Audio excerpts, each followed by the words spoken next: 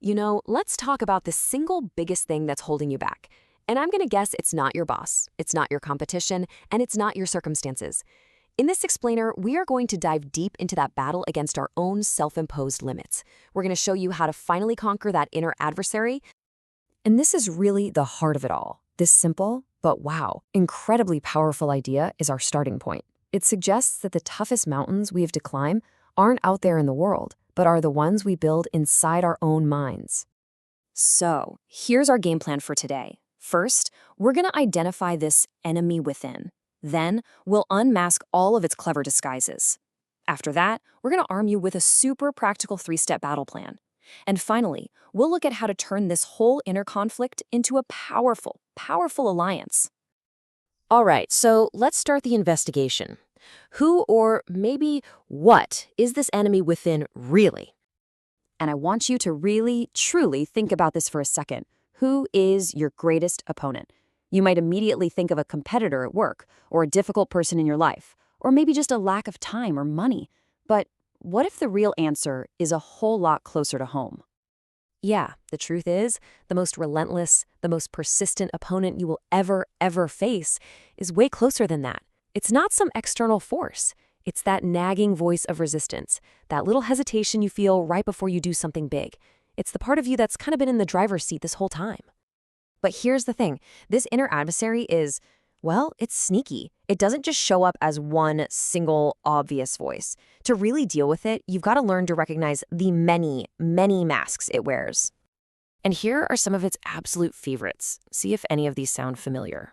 You've got the inner critic. The one constantly whispering, "You're not good enough." Then there's the perfectionist, who's so afraid of getting it wrong that it stops you from even starting. Oh, and the procrastinator, whose favorite 2 words are tomorrow and later. And of course, the big one, the voice of fear, which just blows up every possible risk. These are the faces of self-sabotage. And this is what that conflict looks like in real time, every single day. On one side, you've got your goal, your ambition, this great idea, I want to start a new project. But then on the other side, that inner adversary just slams down its veto power. Nope, you're not good enough to succeed. It shuts your ideas down before they even have a chance to breathe. And when that internal veto wins, and it often does, that right there, that is the very definition of getting in your own way. It's this cycle, this internal battle that just keeps you stuck exactly where you are. Okay, but just identifying the problem is only half the battle, right? Now let's talk strategy. It is time for a real, concrete battle plan to take back control.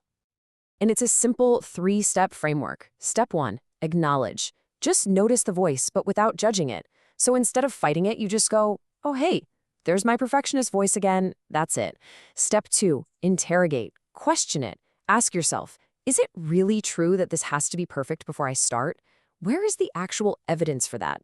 And finally, step 3, redirect. You consciously, intentionally shift your focus right back to the very first, smallest step you can take toward your goal. And this brings us right back to that powerful phrase, get out of your own way. See, it's not just some vague piece of advice anymore. With this 3-step plan, it becomes a concrete, doable, actionable command. But what if we could take this even one step further? What if the goal isn't just to manage this voice, but to actually transform our entire relationship with it? To do that, we have to totally redefine the word conquer. It's not about destruction. It's not about waging this endless war inside your own head. No, true conquest is about understanding, about listening, and ultimately learning to manage this part of yourself. Now, this is a huge shift in perspective. That internal resistance you feel, it's not just random noise, it's a signal. It's like a big, bright spotlight pointing directly at your deepest fears and your biggest insecurities. But here's the cool part. It's also highlighting the exact areas where you have the most potential for growth. So just let that sink in for a moment. What if that voice you've been fighting your whole life isn't actually an enemy you need to defeat, but a guide that's trying to show you where you need to go next? What if your greatest obstacle is actually a map?